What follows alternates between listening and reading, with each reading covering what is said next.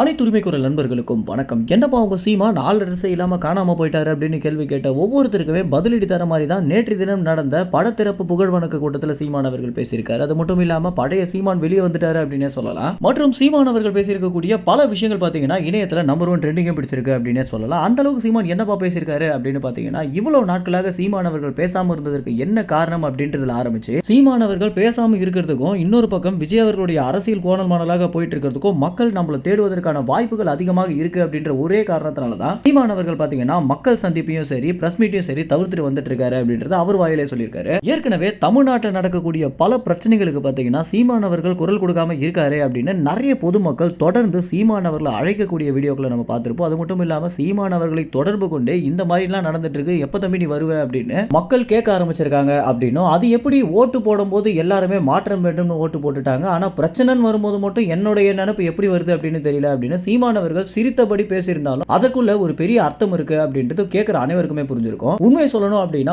ஒரு பிரச்சனை வரும்போது சீமானை தேடக்கூடிய மக்கள் மாற்றம் அப்படின்னு விஜய்க்கு எப்படி ஓட்டு போட்டாங்க அப்படின்ற ஒரு பெரிய கேள்விதான் அனைவருக்குமே எழுந்திருக்கு. பழைய சீமான் எட்டி பார்த்துறாரு அப்படின்னு சொல்வதற்கு ஏற்ற மாதிரி சீமான் பாத்தீங்கன்னா பழைய காணொலிகள்ல பேசுற மாதிரியே ரொம்ப ஆழமான கருத்துக்களோடையும் கோபம் இல்லாம நிதானமாக பேசிய பல விஷயங்கள்லயும் சீமான் எந்த அளவுக்கு மனவலியில் இருக்காரு அப்படின்றதையும் காட்டுது. அது மட்டும் இல்லாம நம்ம சோர்ந்து போயிடக்கூடாது அப்படின்றதுக்காகவும் நிர்வாகிகளை ஊக்கப்படுத்தணும், அடுத்த தேர்தலுக்கு தயார் பண்ணணும் அப்படின்ற நோக்கத்தில் ஏற்கனவே பல வேலைகளை இல்ல சத்தமே இல்லாம சீமான் பண்ணிட்டு வந்துட்டு இருக்காரு அப்படின்றது அவர் பேசிய பேச்சுக்களே தெரிஞ்சிருச்சு. குறிப்பாக விஜய் அவர்கள் திருச்சி கிழக்கில் பேசிய பல விஷயங்களுக்கு சீமான் அவர்கள் கொடுத்த விளக்கங்களும் சரி, திமுக கட்சியை ஓரம் தள்ளிட்டு கூட்டணிக்கு போன காங்கிரஸ் கட்சியும் சரி, இனிமே மக்கள் நம்புவதற்கு வாய்ப்பே கொடுக்க கூடாது அப்படின்ற மாதிரி தான் சீமான் அவர்கள் பல விஷயமும் பேசியிருக்காரு. இனி வரும் காலங்களில் நிச்சயமாக பிரஸ் மீட் கொடுக்க போறதே இல்லை அப்படின்றத திட்டவட்டமாக தெரிவித்த பிறகு பல இடங்களில் பாத்தீங்கன்னா உண்மையான எதிர்கட்சியாக நாம் தமிழர் கட்சி தான் இருக்க போது, இனி வரும் காலங்களில் நீங்க அதை பாப்பீங்க அப்படின்னு சைலண்டாக சீமான் சொல்லிய பல விஷயங்கள் ஒவ்வொருத்தருக்குமே ஒரு பெரிய எதிர்பார்ப்பு உண்டு பண்ணவும் ஆரம்பிச்சிருக்கு. இனி அடுத்தடுத்து நாம் தமிழர் கட்சி என்னென்ன பண்ண போறாங்க அப்படின்னு தெரிஞ்சுக்கணும் அப்படின்னா உரிமை சேனலை சப்ஸ்கிரைப் செய்யுங்க. நன்றி, வணக்கம்.